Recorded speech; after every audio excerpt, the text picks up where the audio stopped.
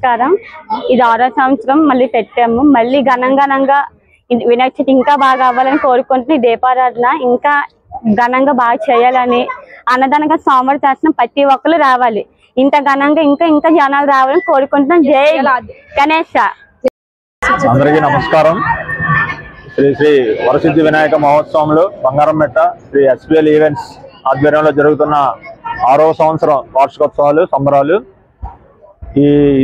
ఈ దీపారాధన కార్యక్రమానికి అందరూ విచ్చేస్తున్నారు. కావున స్వామివారి ఆశీస్సులు ఎల్లకాలం ఉండాలని కోరుకుంటున్నాం.